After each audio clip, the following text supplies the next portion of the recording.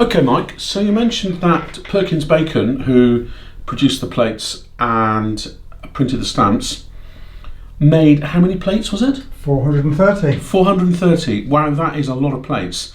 And is it possible, if you've got a single stamp, to assign it to the original plate from which it was originally printed?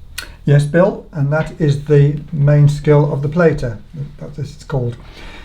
As we saw when we were discussing the making of these plates, the check letters were added in as the last element of the preparation of the plate.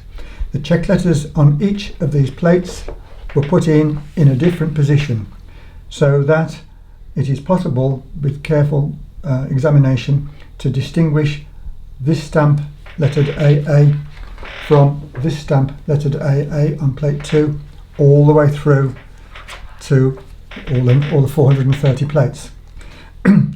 The reason for plating is that one is always hopeful that one's going to find a rare stamp amongst your collection, and they do turn up from time to time, but many people will actually try to reconstruct the whole of a particular plate or group of plates for their collections, and it leads them on a lifetime's journey. So if you've got a stamp lettered AA and the A in the lower left square is really low, then you're looking for a plate where the A matches that same position of the letter squares, and that is one of the key criteria for plating. That is the nub of the skill of plating. That's the main thing. You're looking at a stamp and you're saying, right, that has got a distinguishing characteristic, such as maybe that misplaced check letter, or maybe a blob on the Queen's nose or something. Yes, there are other varieties. And those varieties will then assign it to a plate. Yeah.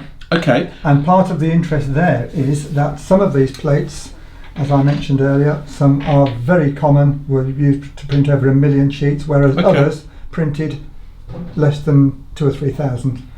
And particularly when perforation came in, the combination of watermark perforation and plate can lead to some very rare combinations. Okay. If collectors are not fortunate enough to have a complete set of the original photographs of the imprimatur sheets, I'm able to supply digital downloads for £40. Excellent. Okay, and I'd be very happy to hear from anybody who wants to discuss that. Just contact me via my website or my email, bill@barrell.co.uk. That's great. Right. Okay, so have you found any real rarities? I'm fortunate to say, Bill, I have. Earlier this year, I found the best stamp I've ever found in 50 years of collecting. 50 years? That's a lot of plating. Okay, and can you tell me what the stamp was? It was a very scarce, early perforated stamp, of which there are only half a dozen examples known. And which plate was this?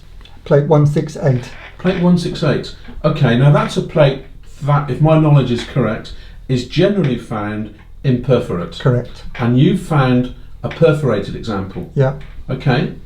And how many copies are previously recorded? 5. Okay. And was yours unused or used? I was very lucky because mine was the first unused one.